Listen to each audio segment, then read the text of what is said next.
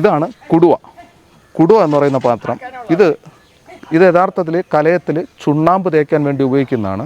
ഈ സാധനം ഈ പനയിൽ നിന്ന് വെട്ടുന്ന ആ ഓല നിൽക്കുന്ന മടലിൽ നിന്നുണ്ടാക്കുന്നതാണ്. ആ മടൽ ഞങ്ങൾ പണ്ട് കപ്പ ഇളക്കാൻ വേണ്ടി തിടുപ്പ് വെട്ടി ഉണ്ടാക്കുന്നത് ഈ മടലിൽ നിന്നാണ്. അങ്ങനെയുള്ളതാണ്. അപ്പോൾ ഈ കുടുവയിൽ അക്കാനി ശേഖരിച്ചിട്ടാണ് ഈ കുടത്തിലേക്ക് ഒഴിക്കുന്നത്. അതൊക്കെ നമുക്ക് ഇനി കുറച്ചുകൂടെ വിശദമായി നമുക്ക് കാണാം. ഈ കാണുന്ന സാധനം നിങ്ങൾക്ക് എന്താണെന്നറിയോ? നെഞ്ച് തോല്. ഇതാണ് നെഞ്ച് തോല് എന്ന് പറയും. നെഞ്ചു തോല്, അതായത് നെഞ്ചൊരയാതിരിക്കാൻ, പനയെ കയറുമ്പോൾ നെഞ്ചൊരയാതിരിക്കാൻ വേണ്ടിയാണ് ഉപയോഗിക്കുന്നത്. അപ്പോൾ ഈ ഡ്രസ്സൊക്കെ നിങ്ങൾ കാണുമ്പോൾ ഇതൊക്കെ ന്യൂ ജനറേഷൻ.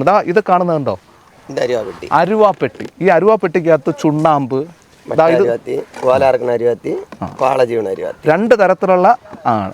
ഇത് പാളായിരിക്കുന്നത്. ഇത് ഇതാണ് നമ്മുടെ പനയുടെ ഓലയൊക്കെ വെട്ടാൻ ഉപയോഗിക്കുന്ന അരുവാത്തി. ഇത് നമ്മുടെ പാള. എങ്ങനെയാണ് നൊങ്ക് പറഞ്ഞത് പെൺപന.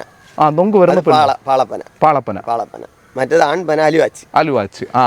ഇപ്പോഴാണ് തന്നെ അലുവാച്ചി ആൺപനയിലും പെൺപനയിൽ പാളയമാണ്. അതുകൊണ്ടാണ് പെൺപനയിൽ നൊങ്ക് വരിക എന്ന് പറഞ്ഞത്. അപ്പോൾ ഒരു കലത്തിൽ ശരാശരി എത്ര ലിറ്റർ അക്കാനി വരെ കിട്ടാം നമുക്ക്? 2 ലിറ്റർ അക്കാനി വരെ ഒരു കലത്തിൽ, ഒരു പാളയിൽ. അപ്പോൾ സ്വാഭാവികമായിട്ട് ഒരു പനയിൽ എത്ര കലയം വരെ വയ്ക്കാൻ പറ്റും? ചില പനയിൽ 5 കലയം വയ്ക്കും, 7 കലയം, 9 കലയം, 5, 7, 9. അതായത് ആൺപനയിലേക്ക് അങ്ങനെ പോവാം. പെൺപനയിലേക്ക് 3, 4, 5 അങ്ങനെയുള്ള അളവിൽ നമുക്ക് പോകാൻ പറ്റും. 10 വരെ പെൺപനയിലും കയറും. പെൺപനയിൽ 10 വരെയും പോകുന്നുണ്ടെന്ന് പറയാം. അപ്പോൾ എന്തായാലും ഈ കുടുവ നിറക്കാനൊക്കെ എടുക്കാം.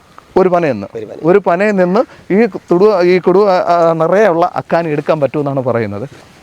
1 ലിറ്ററിന് ഇന്ന് എത്ര രൂപയാണ്? 80 രൂപ. അപ്പോൾ 10 ലിറ്ററിന് 800 രൂപ. അപ്പോൾ ഒരു പന കയറിയാൽ, ഒരു പനയിൽ നിന്ന് ഈ തുടുക നിറയെ അക്കാനി കിട്ടിയാൽ ഒരു ദിവസത്തേക്കുള്ള ഇന്നത്തെ നമുക്ക് ജീവിക്കാനുള്ള ഒരു വരുമാന മാർഗ്ഗമുണ്ട്.